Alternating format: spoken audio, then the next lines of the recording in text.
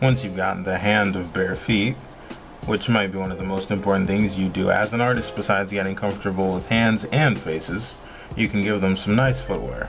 At first you'll probably want to start constructing the foot from the ground up like we did in the previous set. So we'll take all the rules we learned from the previous set and we'll apply them here by putting a shoe on top of this foot.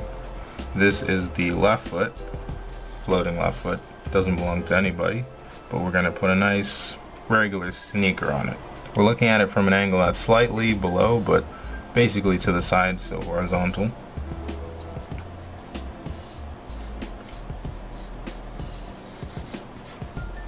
And as you know, shoes basically just conform to the shape of the foot so they can be comfortable in the first place.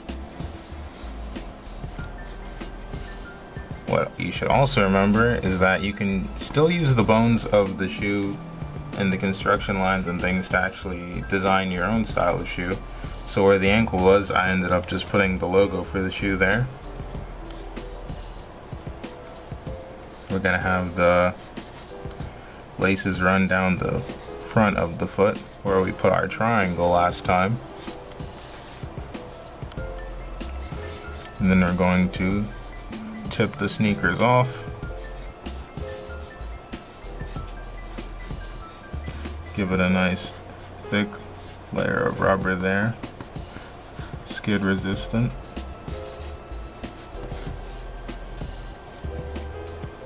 Let's bring the edge of the shoe a little higher above the ankle.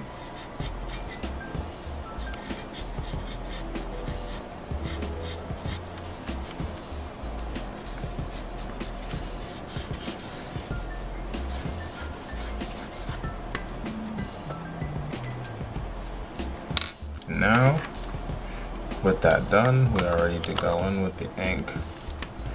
The shoe is basically made to cover all the sections and at the same time highlight the sections of the foot, so you can use that idea to build and construct your own shoes as they go on top of the feet that you've learned how to draw.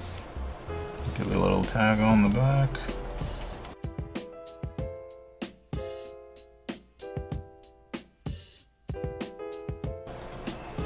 Have the laces crisscross, and then they'll just spread out over the foot like so.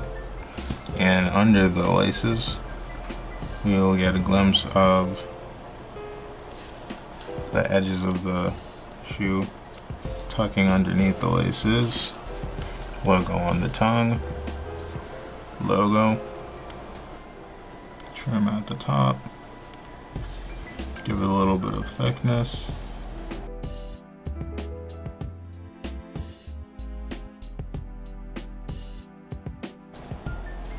Put the little holes that the laces go in.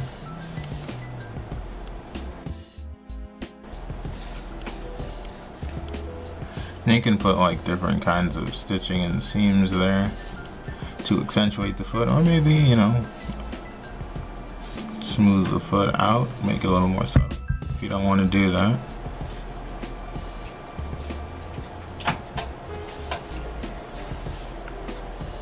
Putting little details on that rubber grip at the bottom of the shoe.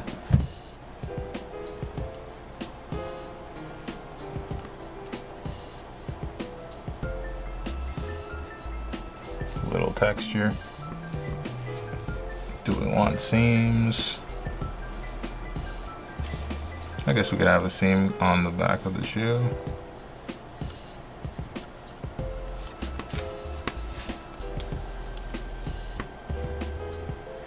Patterns, you can do whatever pattern you like at the bottom of your shoe. This one will just keep it simple.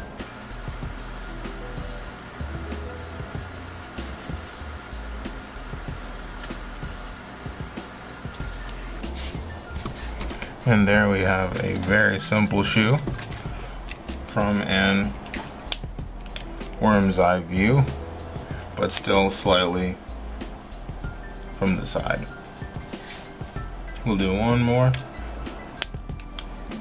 and then I think we'll probably be ready to wrap it up. Again, we're just going to use the lessons and all the rules that we learned in the previous set and for the shoe we just finished, and we're going to build another shoe and another foot based off of those. So we've got a foot coming straight down, add ankles to it. Like to add the triangle that I mentioned last time. Front and back of the foot. Always remember there's a front and a back to the foot. Under that you can draw the balls if you need to, but by this stage you should have enough knowledge of how the foot will look at any angle to be able to skip that step of the balls and just go straight to the front and the back concept. Now we'll give it some shoes. This time we're going to start with the, I call it the grip. I know there's an actual word for this, but I just call it the grip of the shoe. Ones are going to come up a little higher on the foot, way above the ankle. Again, crossing laces. You're going to have the fabric of the shoe spread out. Just a couple of wrinkles on the shoe so it's not too tight a fit. Always have to try to keep the realism of the shoe, of the foot, intact. So you have to think about how the shoe will fit, how the person will wear it. Things like that. Again, this is another left foot. But obviously all of these principles can be applied for both feet. Gonna give that a little bit of an underside. Gonna be kind of loose with the laces here. You can have fun with, again, the designs of your shoes. If you want to use a real brand or style, go ahead and do that. I just kind of try to do whatever I think looks cool when I'm doing shoes, unless there's a particular style the character is supposed to have, which happens in some cases when I do commissions. Bring the skin of the shoe under the laces. Now I'm going to have them flare out into the side. I actually did a drawing of Gertrude Yorks from the Runaways, and she had shoes in a similar style, so this is I'm drawing them now that I think about it. Give this shoe a fancy kind of decal. So this is going to be black, kind of shiny. I did a video on how to do shines on clothes and cross hatching on clothes. Feel free to check that out in my gallery as well. So I'm just going to skip through that step here. Again, the lace holes.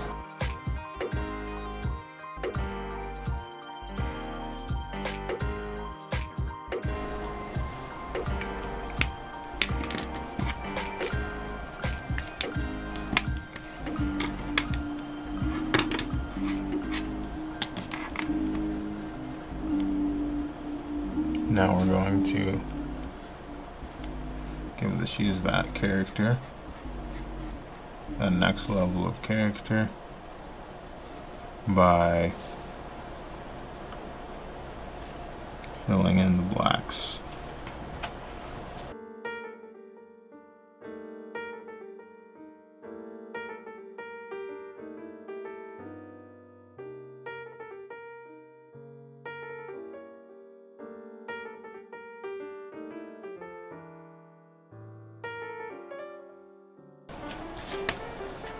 And there is a, wait.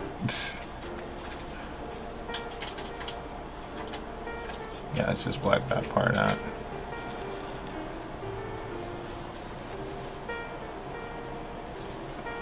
Yep. There is another type of shoe. This one's ankle cut and this one's a little more longer, a little more boot cut. We're looking at this from the side, but slightly 3/4.